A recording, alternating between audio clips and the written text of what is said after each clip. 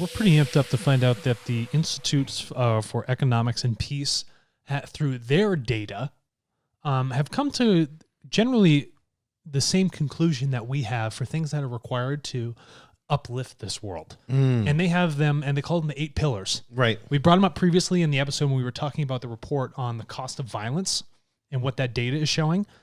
What we want to talk about now is how they see data in the future with these 8 pillars. Yeah, first, let's recap real quick unless somebody hasn't seen the other video. How much does violence cost the world, Alex? $14.4 trillion. How much is $14.4 trillion if somebody wants to put it in? If you're trying to put that into perspective, that's about 80% of everything that happens in the United States economy. So violence accounts for one of the largest economies in the globe. The economics of violence are that large. That's insane. So if we wanted global peace, which is number 4 of our big 7 that we help, and that you help with sharing your data. With sharing your data and sharing your earnings. Global peace. What could we do with $14.4 trillion, you think? With $14.4 trillion, you could pay for everybody's education just about everywhere for as long as need be. You can make it totally free. You could wipe out all college debt in a majority of countries. Okay, you could improve the entire infrastructure system of roads being laid just in the United States alone and many other places that are unpaved.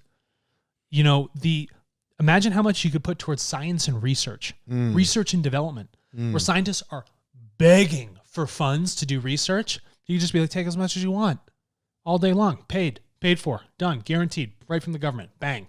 Why? Because you stop being violent. Think about that. Violence is such a big business. But when we talk about this data and its effect on an economic standpoint on people and their countries, listen, just by being less violent, a little bit less violent, the amount of savings, so it's not taking $1,600 out of your pocket every single year. You know, maybe it only takes $800 out. Mm-hmm. You're not paying into violence. And you should be sharing your data to help other people that are activists bringing light to it, like the IEP, to say, hey, we want to stop this. We got to figure this out because it's more than an economic cost. Yeah, and I loved it at the end, and this is something that I thought was beautiful. The pillars of positive peace. Positive peace is predicted, this is in their report, positive peace is predicted on 8 key factors, are pillars that describe the workings of the social economic system. And I want us to go through each of these 8. Number 1. I'm glad they said social economic system, not economic social system. I'm glad they put people first. Right. IEP, first gold star. All right, go. Yeah.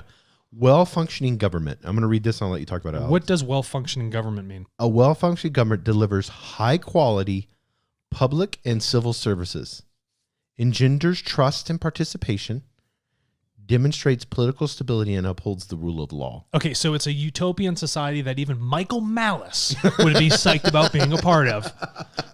Yes. Our little anarchist. He's funny. You guys should look him up. Very intelligent. He's also a comedian too. Very logical. But what's interesting about how they define that government, the government respects the rights of a human being. They're here to high quality public and civil services. They're there to uplift people's lives. Yes. Not to control, right? Not to ensue more violence, extract, look at them strictly as a resource. It's actually trying to elevate them. Yes. Number 2 is sound business environment. The strength of economic conditions as well as the formal institutions that support the operation of the private sector. Business competitiveness and economic productivity are both associated with the most peaceful countries. Well, yeah, because what happens when people are working well? You got better widgets, better technology. People are making more money. You know, you're enhancing your healthcare systems. People are happy. Yeah, I like this though, and this can be controversial. They said formal institutions that support the operation of the private sector. Formal institutions.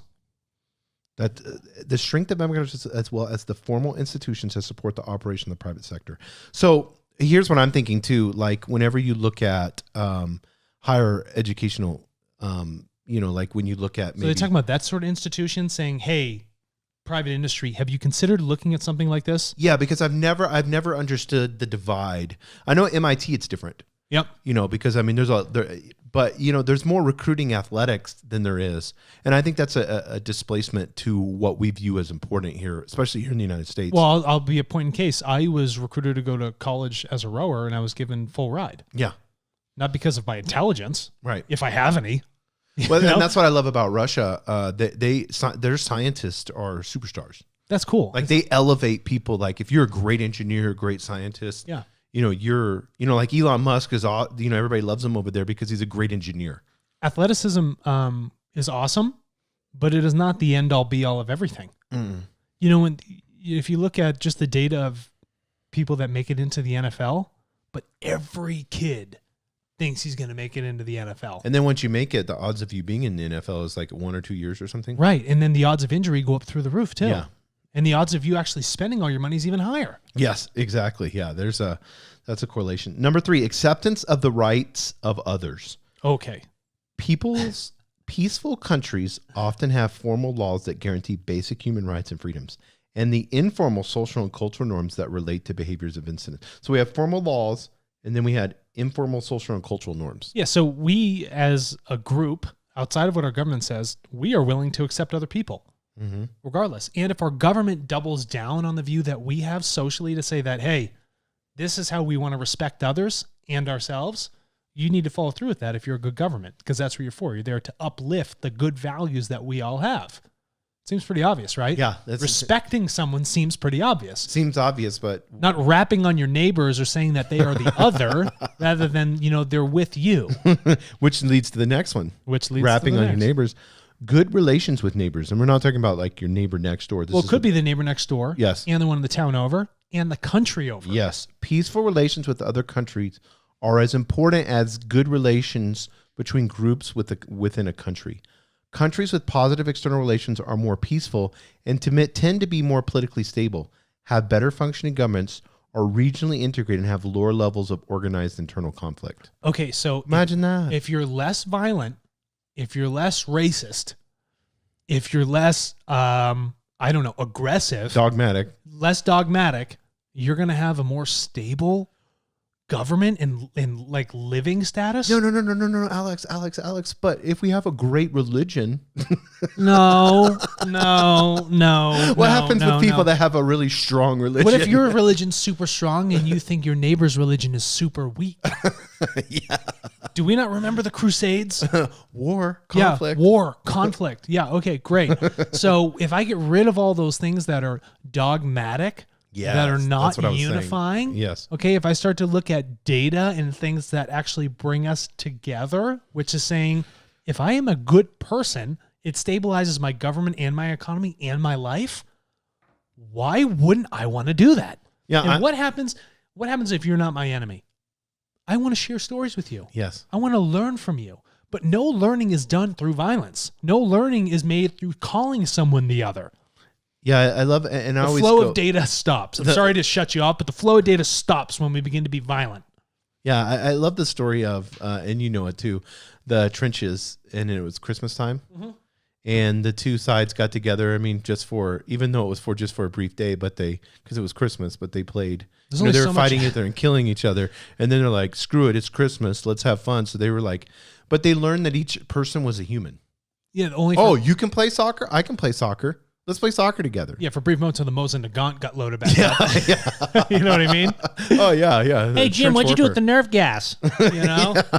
But I'm just saying. Late Christmas gift. When you look at that country that's next to you. Yes. They're full of human beings. I know. And it's amazing how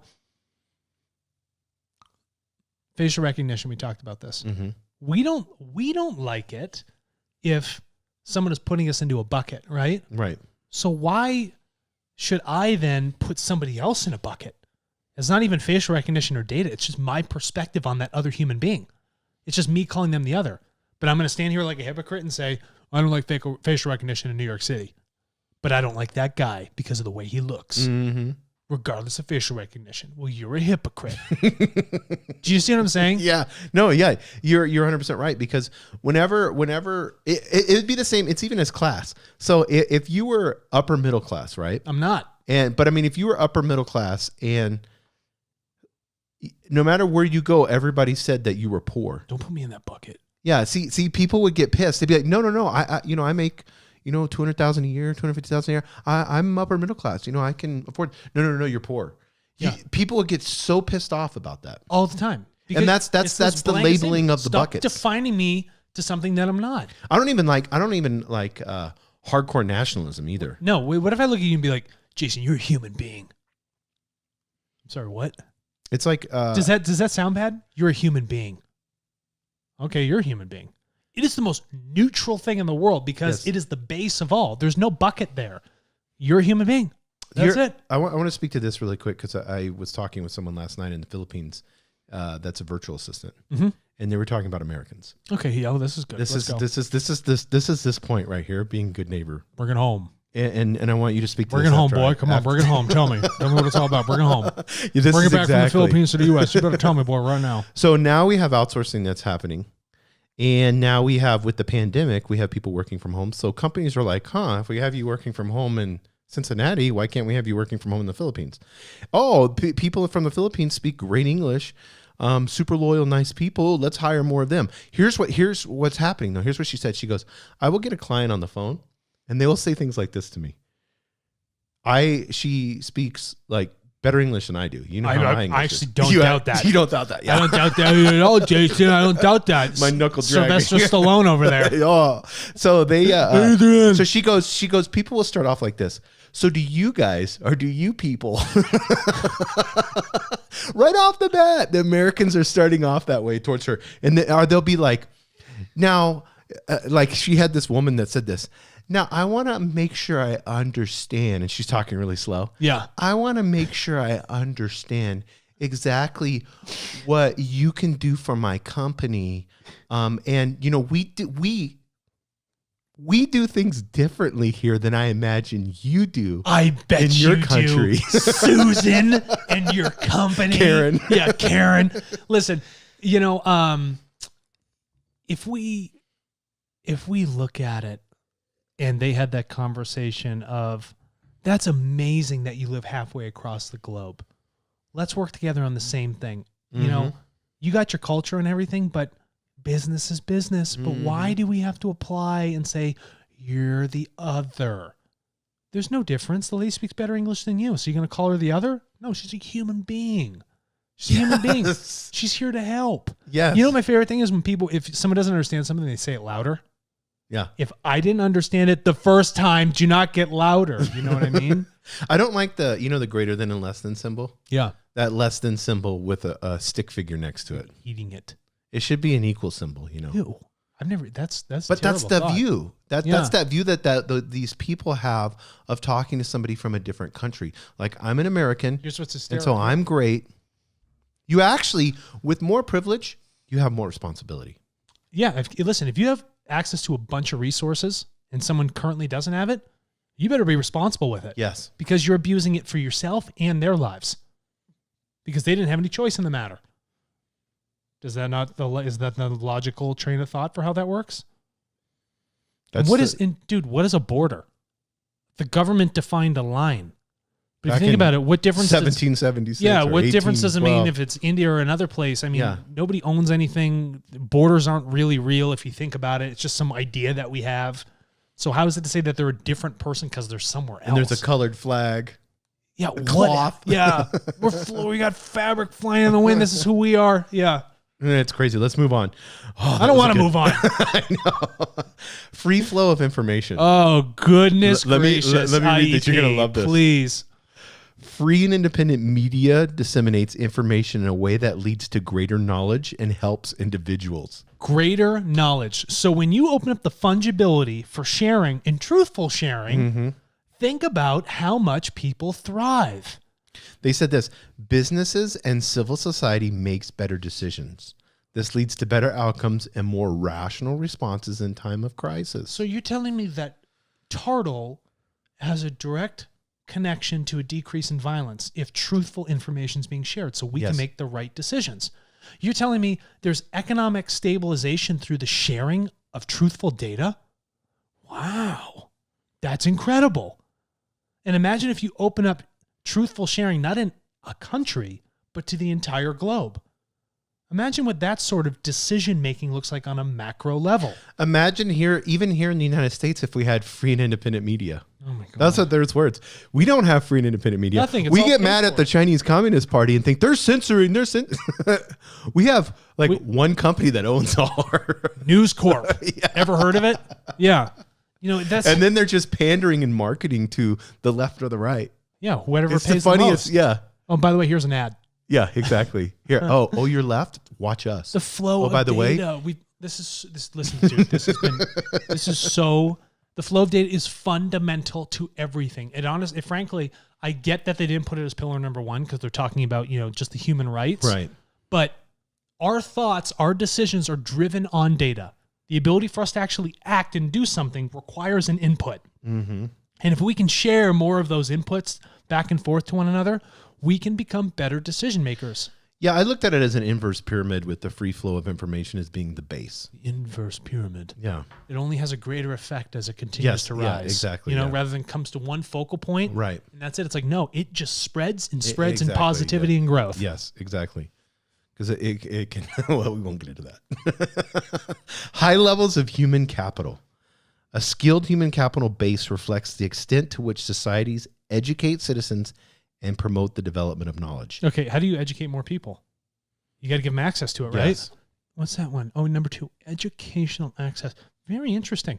So when you educate people with real good data, it gives them knowledge, and then they can act upon that, and then they can become a wise group of people that sits in a specific nation or locale. Yeah, they said thereby improving economic productivity. There we go. Yep. Care for the young. That's with schooling. Well, yeah. Political participation and social capital. If people are educated more, they're going to want to vote, right? Yes. Rather than being swayed by the media. They're like, no, I'm not going to be swayed by that. I know the facts. Mm-hmm. It's great when you give people the power to know the facts and you give them a medium to do so. TARTLE.co. I don't know if you heard of that medium. TARTLE.co. Yeah, interesting. That's interesting. What is that? I don't know. I have no clue. What's the next pillar? How many? I want to ask you this question. This is go ahead, interesting. ask me. We're gonna go off Now the that I'm rails here. breaking off the Let's feel go off the rails. Here we go. How many political parties do you think would be good for the United States to have? Because basically we have 2. We kind of have libertarians and it's there a little bit. I don't want. Why'd you ask me this? This is not good. I think this is a good because I would say at least 8 or 10. Like if you had, they have the Communist Party, Marxists, and they have Anarchist Party, they have the Libertarian Party. What if people equally had an equal platform, and all 8 or 10 of those people were doing debates? You know how much? And if people really got interested in that and listened, I hear you. how many people? What new information would they learn from disagreeing with all of the different ones? Yeah. You know what I mean? Like I would imagine. Like if you were talking to a libertarian, let's say for instance, and they started talking about free market, well, that would probably make sense to most people. It would be like, oh, okay. I want a free market, but I also like the aspect of everybody getting access to healthcare. Yes, exactly. So what does that make me, a libertarian or a socialist? Yeah, exactly. Yeah. Oh, I'm not in a box. Libertarian? Yeah. Oh, I'm not in a box because Right. I can agree with this guy. This guy's way out there, So when you but have- I am agreeing on. When you ask me how many parties is the right amount of parties, none. Yeah, That's just me. That's my final answer. Yeah. It's none. none. I wouldn't call myself, I'm not an anarchist. I'm just not political Yeah. at all. No, in the scheme of things, it doesn't. Is there a political party for human life? Yeah, we're all in. I'm all in on A human. political party that addresses the big 7. Yeah, is there a political party on evolution? I don't know. Speaking of political parties and participation, the next one. I'm not low participating. levels of corruption. No way. So when something's not corrupt, people want to be a part of that, right? You know when you go to a casino, you know that the odds are against you, Yes. but you're going to participate in it. Right. But what if you go over to what if there's a guy on the street and you place bets and they're like, watch the ball, watch the cup, whatever, but the system's totally gamed, like you're going to a carnival? Don't participate in it. It's a corrupt system regardless. Don't pay money into it. Mm-hmm. So when you reduce corruption, people are like, now I want to be involved. Well, I mean, if you think about it, like, let's say they have odds makers and all that stuff. Mm-hmm. They're doing all that for a reason, to protect the bank. Yeah. Them as the bank, because they have to win in the end to pay for the big artwork and the big hotels and stuff like Who's that. the odds maker on violence? Insurance companies. So that's a corrupt system. Yeah. That casino has a corrupt system. Yeah. I mean, we volunteer to be a part of it. It's not a system of balance. Yeah, it's not. We choose to be in that imbalance. So if you think of it that way, this is a great example, Alex. If you think of it that way, and then you think of a corrupt government, it's the same. Why? It's the same system. Why is it any different? Yeah. It's not gamed for the equilibrium of everyone. Because in societies with high levels of corruption, the article says, resources are inefficiently allocated, often leading to a lack of funding for essential services and civil unrest. Yeah. Low corruption can enhance confidence and trust in institutions. What is the key factor in all these 8 pillars? You know this answer. Unity? Yeah, and who's being unified? The people would be unified. Thank you. Yes. The underlying factor of everything is people. Yes. Regardless. Before the economics, before anything else, it's people. So how do you figure that out? You have to work with people. You have to work with each other. That's the underlying factor. No, but we want to segment people, create buckets, and then profit off of them. That's not working with people. No. That's not solving our problems. That exacerbates an issue. Yeah, and the data shows that the primary source of all of these things are people. And the last one. Are you ready? I'm so freaking fired. I'm going to throw this laptop. Equitable distribution. The equitable distribution. See, this is why the Philippines we need does a better job than you. Yeah. To be peaceful countries tend to ensure equity in access to resources such as education, health, and to a lesser extent, equity and income distribution. Okay. Equitable distribution. Number 7 for us is economic equalization. Yes. Again, we're not saying that everybody should be paid the same. Yeah. Why? Some people are lazy. Yeah. They don't do anything. They take no responsibility. They don't take responsibility for themselves or the planet or anything else. Why would I give you the same amount of money? That's nonsense. But if you talk about access to resources, access for that person to then go make the choice to be responsible, that's a different game. Yes, that's a different game. That's an equalization of economics. So it's like, here are the material resources. Everybody has equal access to it, but you have to work. You have to work for that stuff. But we're not going to, it's not going to be a system where work as hard as you can and you'll never have access to it. Right. It's like everybody has access to credit. Yeah, I've never understood like community college and trade schools, why those aren't free. Like if you want to be a plumber. Why can't I just be a plumber? Why can't I just go to school and be a plumber? Dude, why do I have to ask the state for a license if I want to cut hair? I know. Think about that. What? Or give you a massage. I have to ask someone to put their hands on me. I'm paying them to do it, but they need a license to do so. Let me tell you this. How much, I just interviewed somebody on my other podcast in New Mexico. How much do you think a cannabis license to grow costs? Dude, it's got what, 250 grand? No way. 500? No way. A license. So you're giving that money to the government just to get a license. Is that paper worth that much? No. Why do you think people grow it illegally then? Exactly. It's such a problem. You thought you were fixing it? It's a corrupt system. No, we can tax it. It's the same with our. It's all the licenses here are. It's the alcohol. It's the same. Why is all this? You know why all this stuff's ass backwards? Because no one's looked at the data. They're just working on hunches. Well, for themselves. And creating a monopoly, so they can make all the money. That's corruption. But these pillars of positive peace, Alex, awesome. They're 8 key factors. We love this report. We thank you guys. Shout out to IEP. Yeah, we'd love to have one of you, somebody from the IEP on the podcast. Yeah, come on out. That'd be awesome. We'll reach out to you. We're going to be doing more of that here really soon, having more interviews and stuff. So yeah, we'll bring some experts. You don't have to listen to us idiots rapping on the mic all the time. Yeah, I think it would be awesome. We have the new setup with the studio so that we're able to do that. We can put them on the screen. Yeah, you actually see the person as we're talking to them. It's pretty cool. Yeah, and then we'll be sitting here, I guess, like this. No, we'll look at the thing right here. It'll be mirrored up there. Alex is like, hey, Jason, you can turn around. I'm like, oh, yeah. Oh, yeah. Hey, you're talking to him up here, and the guy's like, why is your head turned to me? It's so awesome. We're out.